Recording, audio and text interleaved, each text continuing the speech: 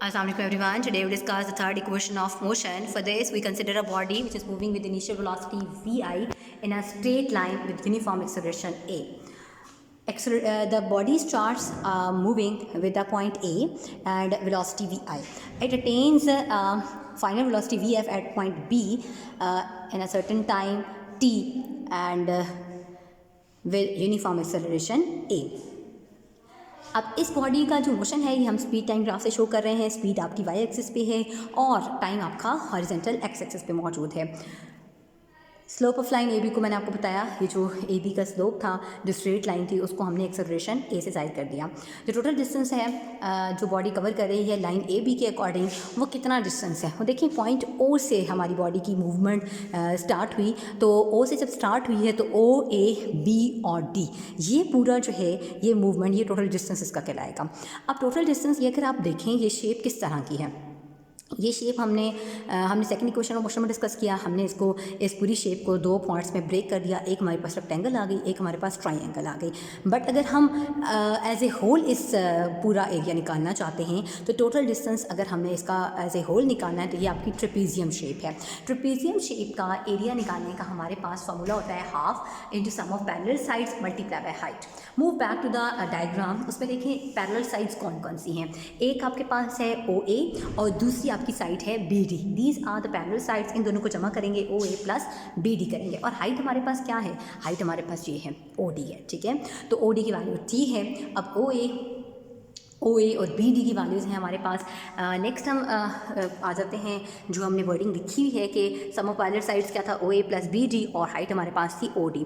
अब ये जो 2 है ये डिवाइड हो रहा है, दूसरी साइड पे जाके क्या हो जाएगा, मल्टीप्लाई. तो यहाँ से 2s आ जाएगा O A plus B D into O D. तो अब हमें इसको कंप्लीट करने के लिए हमने ये किया कि बी सी और ओ डी से हमने बोथ साइड्स पे मल्टीप्लाई करा लिया. जब बी सी और ओ डी से दोनों साइड पे मल्टीप्लाई कराया तो B C divided by O D बन क्या रहा है असल में. ज़रा वापस आ जाए डायग्राम पे. तो बी सी ये आपकी हाइट है और ओ डी जो है वो आपने बेस है आपकी. ठीक है, क्योंकि मैंने आपको बताया था ए सी और ओ डी क्या है, बोथ आर सेम, तो इस वजह से बेस आपकी ओ डी थी. तो जब देखिए ना हाइट बेस पे डिवाइड हो रही होती है परपेंडिकुलर बाय बेस हो, तो वो आपके इस रिजल्टेंट की इक्वल आ जाता है. तो वो एक्सेलरेशन के इक्वल आ गया. B C by O D को हमने ए कह दिया.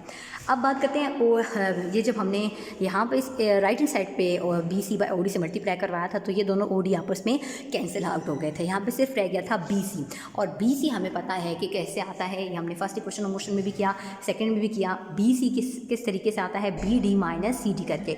बी डी कम्प्लीट है, बी डी में से अगर सी डी निकालें तो हमारे पास क्या बन जाता है, बी सी बन जाता है. तो ओ ए और बी डी की वैल्यूज़ हमारे पास गिवन थी, V I plus V F. B D की वैल्यू भी हमारे पास क्या थी, बी डी की वैल्यू कंप्लीट है ना, तो वी एफ थी. जबकि सी डी क्या है, वी आई है. अगर इस साइड की वैल्यू वी आई है तो उस साइड की वैल्यू भी वी आई ही होगी. तो यहाँ से आ गया V I plus V F which is equal to,